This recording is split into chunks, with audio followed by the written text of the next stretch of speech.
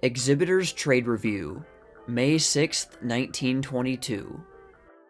Although normal humanity has only 2 eyes, 3 eyes were constantly employed in the advertising campaign of the colonial Bluefield, West Virginia, for First National's Tollable David. The 3 eyes began ingenious, impressive, and expensive, and the expression fits the lobby display to a fare you well. Manager Eggers of the Lyric, McKeesport, Pennsylvania, built a display for Paramount's Forever that consisted of a white screen upon which were mounted cutouts of the stars, and a brilliant light was placed behind the screen, making the cutout stand out in bold relief as a silhouette. It made a very striking display at night. "Go after the short subjects," says manager Kress of Mays Opera House, Piqua, Ohio, and with this thought in mind, he got the oldest and smallest electric car used on the lines of that city and drove it over the routes traveled by the other cars, bearing a huge sign advertising First National's Toonerville comedies. The car and its trailer got a great deal of free publicity. Willard Patterson, manager of the Metropolitan, Atlanta, sold the officials of the construction company that was erecting the new Atlanta Trust Building on the idea of cooperative advertising, which resulted in a splendid display for First National's payday in a spot that had never had any theatrical advertising, the sides of a $10 million bank.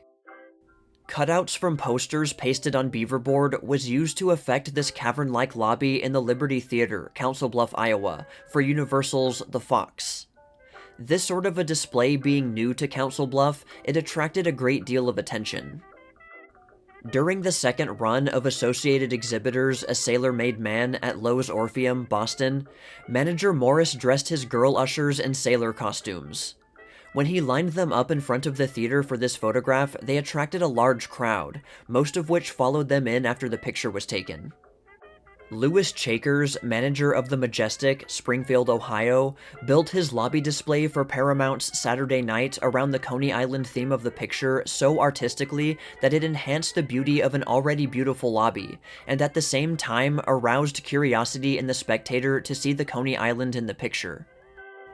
Manager Swan of the Empress, Kearney, Nebraska, went out of the ordinary when he secured this elongated young lady to act as a ballyhoo for First National's Molly O. It is rather doubtful whether she would take a prize as Mabel Norman's double, but the attention she attracted while strolling around Kearney on stilts was not a matter of doubt, it was a conviction. Scenes from pictures are frequently duplicated in prologues, but not often are they duplicated in theater lobby decorations. This is one, however, that does duplicate a scene from First National's Smilin' Through, and was arranged by manager Harry Watts of the Strand, Omaha, Nebraska.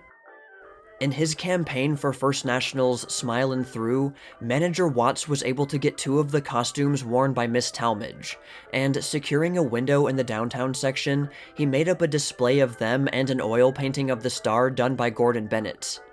The entire window, a large one, was given over to the display.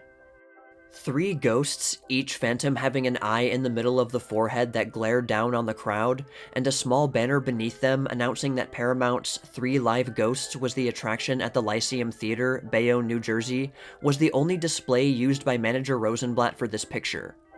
The middle eye was an electric light. "Tell it 3 ways," sang manager Whitehall of the Empire, Syracuse, New York, in putting over First National's Polly of the Follies, and that is what he proceeded to do with this 3-way sign, hung underneath the marquee of the theater. It mattered not from what direction you approached the Empire, you were bound to see some of his advertising on the way. Getting the cooperation of a florist enabled manager Cowles of the Rex, Spartanburg, South Carolina, to arrange a most attractive lobby display for Metro's Peacock Alley by using flowers in front of the stills and posters. 9 human beings out of 10 love flowers, and when they see a display, they cannot help but stop to admire them. Manager Steiner of the Reagan, one of New York's neighborhood playhouses, borrowed a bathtub from an apartment house, and, filling it full of coal, placed it in his lobby for Paramount's Saturday Night. It played on a popular superstition that denizens of New York's East Side use their bathtubs in the winter only to store coal. The Reagan is on the West Side.